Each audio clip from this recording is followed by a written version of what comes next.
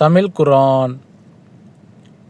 நபியே, யூதர்களும் கிறிஸ்தவர்களும் அவர்கள் வழியை நீர் பின்பற்றாத வரையில் உம்மை பற்றி திருப்தி அடைய மாட்டார்கள்.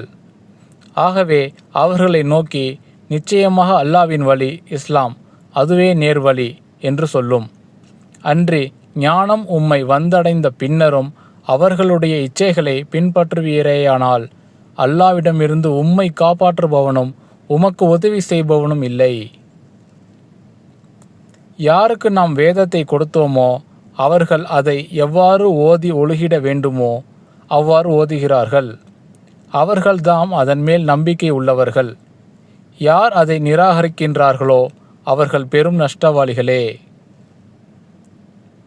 யாக்கூப் என்ற இஸ்ராயேலின் மக்களே, நான் உங்களுக்கு அளித்த என் நன்கொடைகளை நினைவு கூறுங்கள். இன்னும் நிச்சயமாக நான் உங்களை உலக மக்கள் எல்லோரையும் விட மேம்பாடு உடையோராகச் செய்தேன். குறிப்பு: யாக்கூப் நபி அவர்களை குர்ஆனில் யாக்கூப் என்ற பெயரிலும் பைபிளில் ஜாக்கோப் என்ற பெயரிலும் குறிப்பிடப்படுகிறது. யாக்கூப் இஸ் ஜாக்கோப். பல நூற்றாண்டுகளுக்கு முன்பு வாழ்ந்த யாக்கூப் நபி அவர்களுக்கு 12 பிள்ளைகள். பின் அவர்களின் சந்ததியினர்கள் 12 கூட்டத்தினராக மாற்றமடைந்தார்கள். இவர்களை, அதாவது யாக்கூப் நபியின் சந்ததியினரை, இஸ்ராயேலின் மக்களே என்று குர்ஆனில் இறைவன் கூறுகிறார்.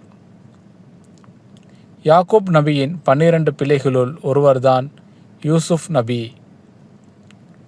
யூசுப் நபி அவர்களை குர்ஆனில் யூசுப் என்ற பெயரிலும் பைபிளில் ஜோசப் என்ற பெயரிலும் குறிப்பிடப்படுகிறது.